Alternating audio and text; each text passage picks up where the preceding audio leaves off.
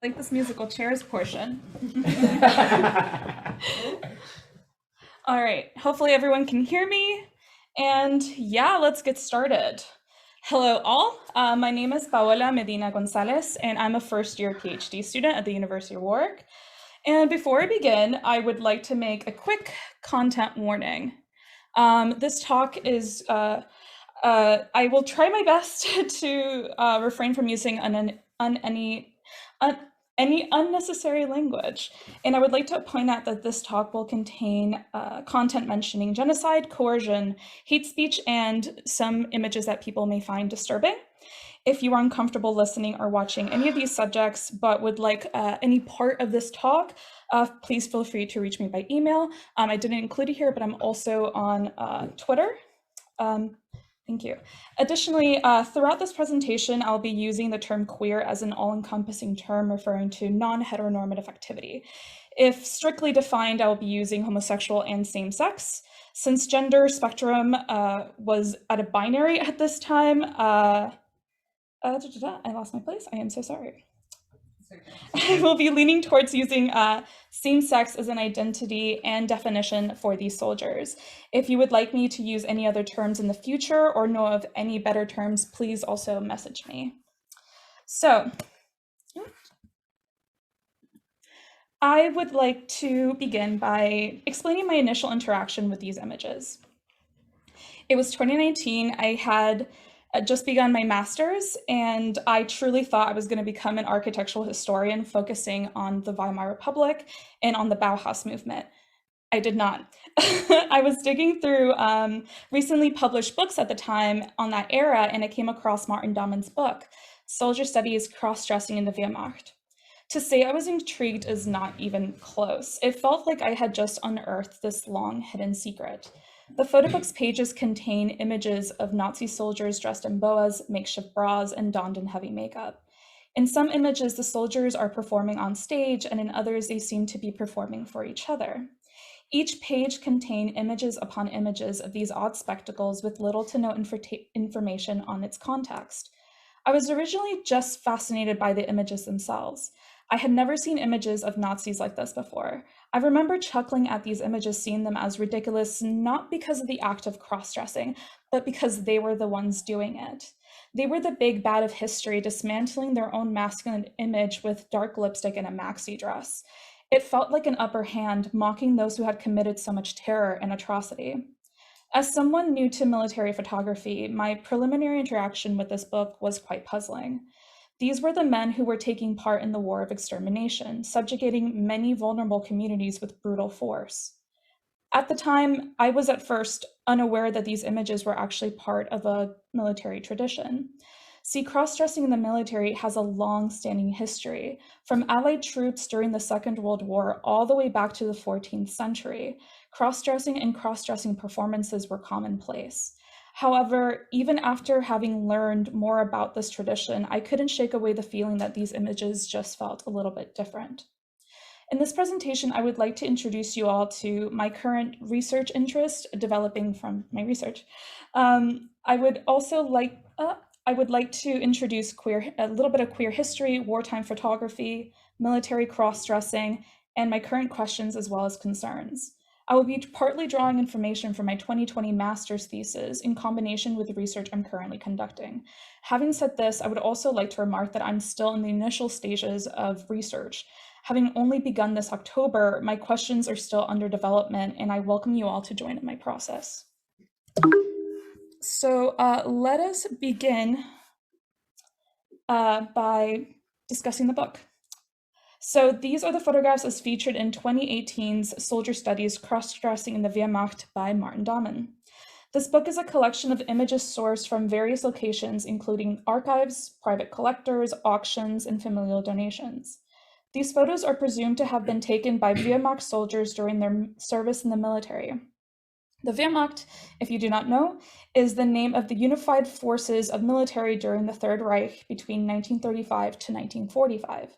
Under the Wehrmacht exist three individual branches: the Heer, the army, the Luftwaffe, the Air Force, the Kriegsmarine, the Navy. When I'm referencing the Wehrmacht, please be aware that I'm referring to the overall military complex. And for the purposes of this talk, I'm not really going to go into the individual branches, but just more food for thought. The photo book breaks down the collection into 4 different sections, which feature images from basic training, unit celebrations, the front line, and prisoner of war camps. The number of photographs under each section differs. In this book, both the unit celebrations and the frontline sections are quite large, making up most of the book. The images are arranged in non-chronological order, as some of the photographs have no background information on them. For the most part, a lot of these images either did not come with any information, and if they do, they contain very, very basic dates. Some images are presented as the sole documentation, while others are part of a series presented in a scrapbook format. These photos are often blurry, out of focus, lacking in light, or cut off oddly. Their clumsiness and amateurish hand illustrates a sort of backstage access that is equal parts fascinating and jarring. I think a large part of this fascination with these photographs is the fact that they're overall kind of odd. When we, the general public, think of wartime photography, especially military photography, we tend to think of either action shots, heavy artillery, muscular bodies in primal movement, or we think of sites of destruction, corpses on the battlefield, homes turned to rubble, or indiscernible landscapes. Then we consider how soldiers live outside of battle. We imagine them sharing a packet of cigarettes, writing letters home, engaging in sports or some other unit activity. Of course, we would imagine this because that's what we have consumed in media and culture. Second World War images like that of American photographer Robert Capa captured the total brutality of war upon the soldierly body. It featured men valiantly moving towards the battlefield, illustrating the weight of the bodies trudging through water with guns raised above their heads, their gear digging into their backs as the waves of the English Channel attempt to knock them down. Capa illustrated the turbulent arrival onto Normandy, where men face uncertain mortality, and named his series The Magnificent 11. The actions of their bodies was then published in Life magazine, where an American audience was swayed by their bravery and enamored by the masculine presence. When analyzing similar Nazi photography, compositionally, there's actually not that much different. It captures the body of the soldier as the Reich saw fit. The image of in this image is Wilhelm Balthasar, demonstrated youth exuberance as he slips into the cockpit, ready to head to battle. The image illustrates to the people back home that they are in safe hands. Both of these images aim to capture the young bodies of men as liberators. Of course, these are also images as narrated by wartime photographers. One is of the victors, gentlemanly, courageous, and bold, and the other is of the oppressor, violent, evil, and cruel. These binaries play out in our collective acknowledgement of what a soldier is to be or is defined as. Even while depicting the atrocities of the Wehrmacht soldiers, the Nazi soldier is still depicted in this hyper-masculine silhouette that the Reich loves so very, very much. This effect is similarly reflected upon the amateur images taken by Wehrmacht soldiers. With our foresight on the War of Extermination, we bear witness to the juxtaposition of the horrors of the environment without the mundane. Seen in this photograph are a group of Nazi soldiers jovially gathered around a decorated Christmas tree. Dressed sharply in their uniforms, they sit on each other's laps, drinks and cigarettes in hand, taking a moment to partake in the merriment. Nazis celebrating Christmas. This is an image that we can comprehend. This is an illustration of the familiar. We have seen images of soldiers from many wars celebrating the holidays or birthdays on the battlefield. While it is still jolting to see, this photograph illustrates the bonds between soldiers during moments of celebration, remaining tough and manly despite the lack of combative mise-en-scène. This photograph was probably taken as a keepsake or maybe even sent as a postcard back home. Similarly to the images in soldier studies, this image was likely taken by an amateur photographer for private use. They both feature merriment and celebration. They portray the same bodies that would rush into the midst of battle. These are the same men who would cast aside their fun, take up arms, and kill. But these images do not exhibit the same feeling. Change. The cross-dressing photographs dismantle the core of Third Reich military imagery. These photographs challenge the idea of the masculine. The images in soldier studies give us whiplash, trying to comprehend what exactly is going on. Take this image for example. This is a photo of a singular soldier down on one knee in a slinky two-piece garb, dramatically looking up to their dominator. He is stripped down, dressed in just boots, underwear, a belt, and a headband. Knife in hand, the near-nude soldier overtakes the femme. His fellow squaddies also partake, some partially dressed, one in full uniform, but they're all surrounding the faux damsel in distress. At first, I thought this was some weird stage production, but when looking into the environment, I realized this was actually a barrack. What was the point in any of this? Why photographic? Frankly, I think they look kind of stupid and kind of uncomfortably kinky. But these kinds of images wouldn't have been sent back home, let alone past the censors to be sent anywhere. These images are something else entirely, and exactly what it is, I have no clue. To comprehend these images, we kind of need to be provided the context of military cross-dressing. As mentioned earlier, cross-dressing used to be a very popular military pastime, including servicemen, as you can see here, with the Deutsches Heer, which was the name of the German army during the First World War and is also now currently the name of the German army. So the Wehrmacht is only within that specific time period. So enlisted German men would put on shows for each other for humor and entertainment.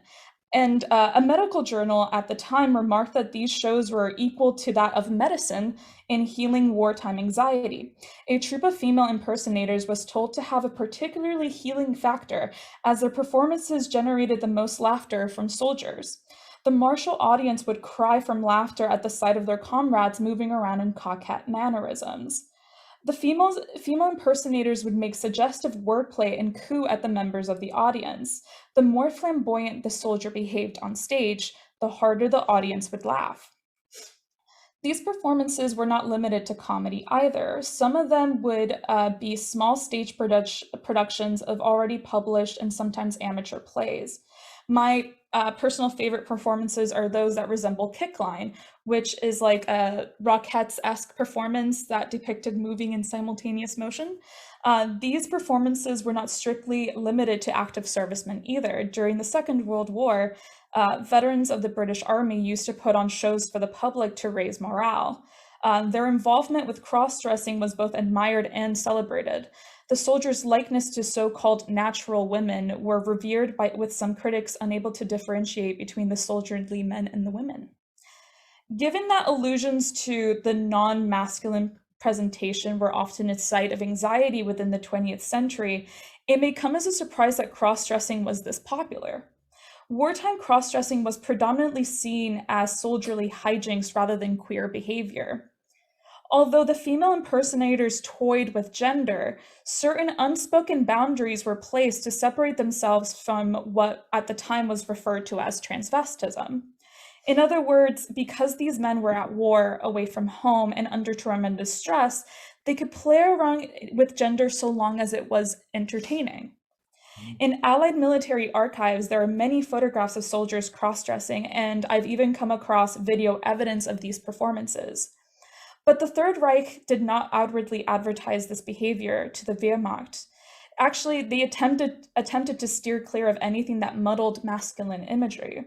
It was not that cross-dressing was seen as queer or homosexual exactly, but the anxiety stemmed from its existence in a space that was neither male nor female. The ambiguity of gender itself was the issue. The Wehrmacht couldn't easily dispel these anxieties like the British or the American troops could. To understand the Wehrmacht's gender anxiety, we have to look at the politics surrounding the Deutsches Heer during the Great War and homosexuality during the Weimar Republic. The Deutsches Heer, I already mentioned that. The First World War was taking much longer than Germans thought it would. I'm going to switch. The power of the Kaiser was waning, and disillusionment began to take over the national narrative. Commentary began to surface about the social spaces which soldiers lived in, as well as their single gendered environment. They had to adjust to the idea of what it meant to be masculine. This was often illustrated in soldier newspaper comments like these from 1918, in which soldiers are depicted cleaning, ironing uniforms, or taking pride in what they've cooked. While we see this as, normal behavior as expected of any grown adult, um, sorry, the newspapers alluded that soldiers were performing feminine societal preoccupations. In letters home, soldiers would complain about having to do these tasks, and some even sent their dirty laundry back home for their spouses or mothers to wash for them. What cows? Lazy ass men. Sorry, go on. No, it's true. University students. Well, they're similar ages. However, it was not the performance of feminine tasks that pressured masculinity, but the efforts of having to maintain masculinity during the war. Historian Jason Crothamel remarked that these newspapers would depict the front lines as sites of gender bending and imply effeminate behavior to the camaraderie. Letters and poems would circulate in military newspapers in which soldiers described the desire for feminine presence. Soldiers in relationships would describe missing their partner's physical touch or emotional care without overt sexual overtones. Those who were single often longed for a feminine aura. It wasn't that they wanted a female partner, though I'm sure some of them did, but soldiers desired to have the presence of a softer gender experience. They wrote that they desired to be comforted and nurtured. Soldiers implied that the war was exhaustingly masculine, and they were tired of having to keep up appearances. Some soldiers desired for something else. They desired to be someone else. They described wanting to be the softer gender. Some soldiers found same-sex interactions to be comforting during war. Some of these men later described themselves as homosexuals, stating that the war in its single-sexed environment was a space for homosexual encounter. Some of these men knew that they were homosexual before the war and confirmed their sexual orientation while in the military. Other soldiers, however, remarked that the same-sex interactions while in the Deutsches Heer stemmed from wanting to be comforted. Be it emotional connection or sex, their interactions with same-sex individuals were just the byproduct of a homosocial environment. Here, the same-sex desires are not homosexual, but instead they're something else. I like to call these instances as queer interactions, which are moments in which a desire for comfort or understanding is more important than the gender of the person being giving the comfort. While some people would call this bisexuality or pansexuality, I think that is a little bit too presumptuous, especially given we do not know the sexual orientation of the people we're speaking about. Following the war, a crisis of male identity began to take shape. As the losers of the war, many of these men came back to their homes with nothing to show for their service. Post-war Germany, or First World post-war Germany, was an incredible debt with many citizens on the brink of starvation. The Treaty of Versailles imposed heavy fines into Germany and demolished a grand part of the German military. The fatherland they had fought for had failed them. Many of the veterans returned to civilian life maimed, shell-shocked, or just unable to adjust to their current circumstances. Additionally, with male absence for the first time, women took over as heads of households, and some even became the breadwinners. Newspapers had spent the entire war jeering soldiers' feminine roles at the front, and now it seems it actually had become reality. Alongside these new relationship dynamics, veterans were unable to communicate with their spouses or significant others the trauma of war and felt ostracized from normal family life. Some veterans developed strong emotional relationships with comrades, feeling more comfortable confining in the same-sex person than with their opposite-sexed partner. This gender crisis also affected male-centered homosexual dynamics. The newly established Weimar Republic generated an environment that proposed for potential changes, as it was, a newly established republic. Pre-war movements for homosexual emancipation rose again, and with strong conviction and hope that anti-sodomy laws were going to be reworked. Some movements, like that of Magnus Hirschfeld, proposed that homosexuality ought to be seen as a third gender that was equal parts feminine and masculine. However, not all homosexual veterans took kindly to Hirschfeld's claims. Many of these homosexual veterans would denounce the so-called effeminized image tied to homosexuality by pushing forward a hypermasculine identity.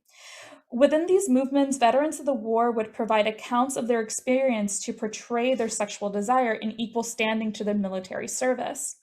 They wanted to be understood as very masculine, strong, and overall nationalist. This identity sounds similar to what many would call the soldier archetype. The only difference is that with camaraderie love, it also was sexual. These sentiments were echoed by, as you can see on the screen, Adolf Brand, an early 20th century activist whose stance on homosexuality differed greatly from Hirschfeld's.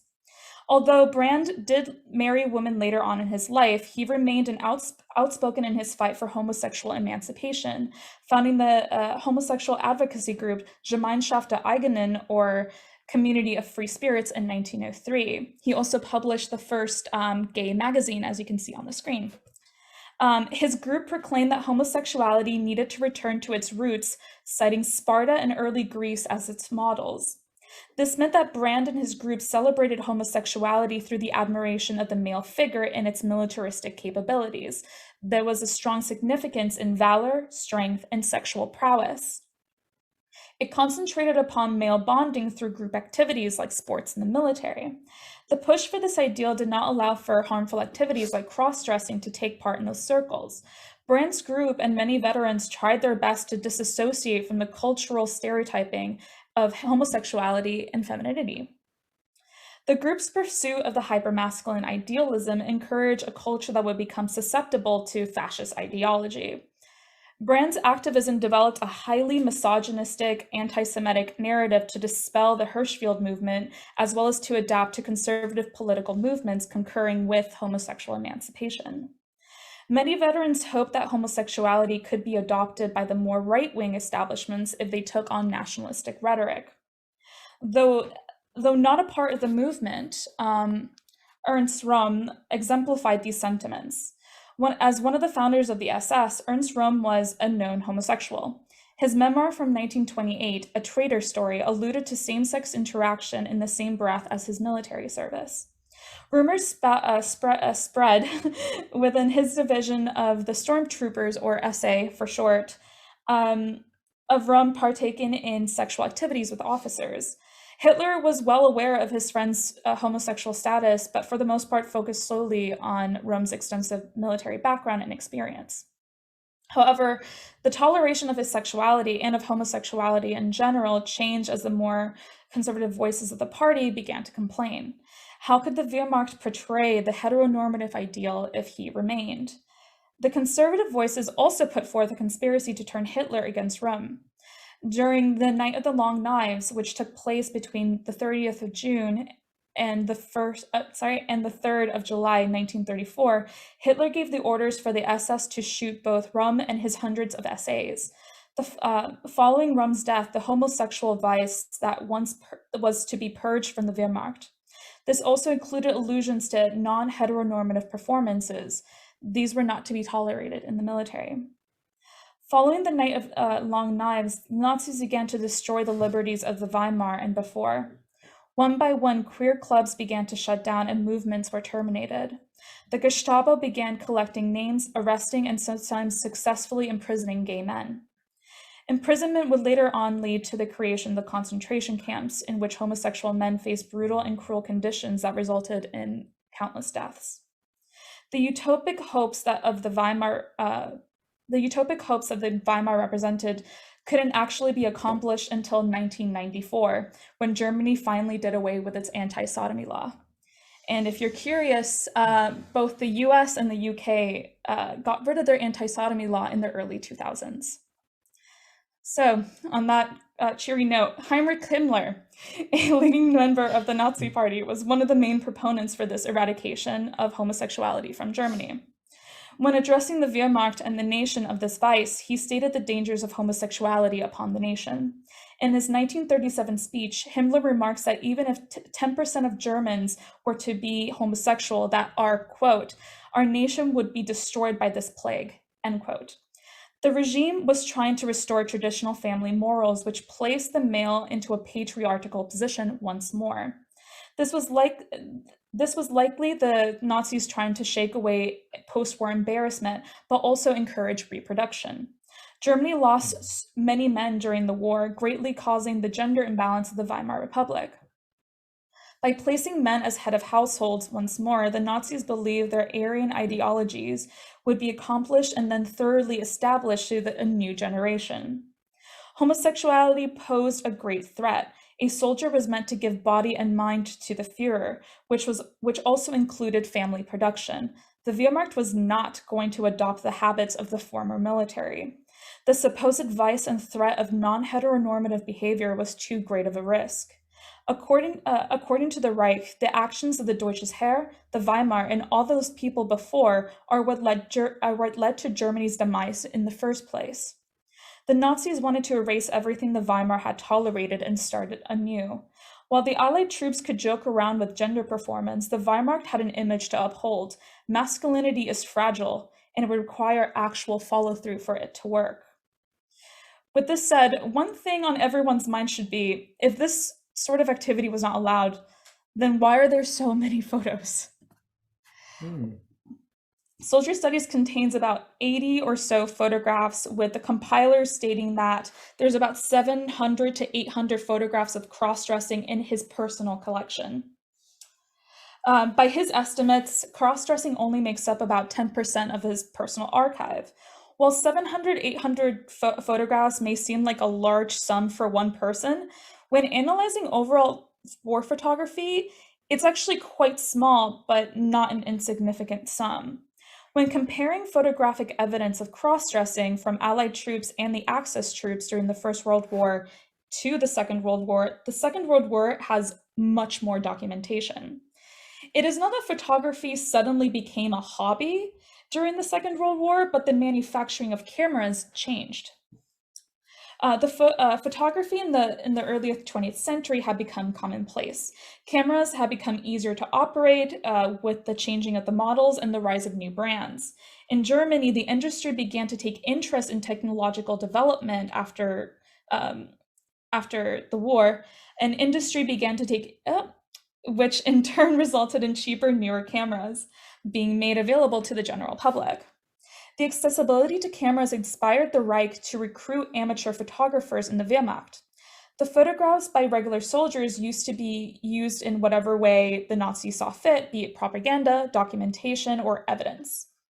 While professional cameras often required manual manipulation, others acted like a proto-point-and-shoot, allowing even the biggest of novices to learn to take a picture.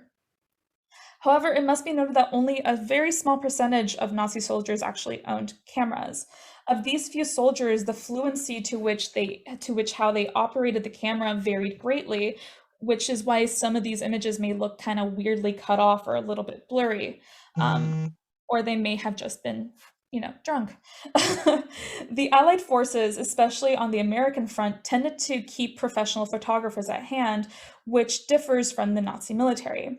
While researching this period, I have predominantly come across more amateur photography by the Reich soldiers than professional shots. This may be influenced by my specific research searches, but images behind the scenes differ greatly when researching cross-dressing. Take, for instance, this photograph by the Royal Navy photographer Lieutenant J.A. Hampton on board the HMS Tyne at Scapa Flow, or Flow, not sure. Scapa Flow. Scapa Flow, okay. Scuba diving site, I know it. Many of these Okay. Not only is the photographer mentioned, but the location and the actors are actually easily identifiable. This differs greatly from even the most basic photographs by Nazi servicemen. Many of the photos in the archives contain little to no information on those photographs unless specifically identified by a donator or familial identification.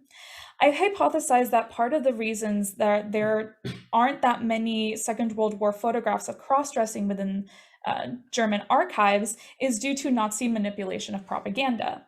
At first, I chalked it up to soldiers not wanting to anger the higher-ups, that they were afraid of breaking ideology or getting caught by a high-ranking official. As they were soldiers in the Wehrmacht, they were the ones placing people in camps and jails, and maybe that they were afraid of meeting the same end.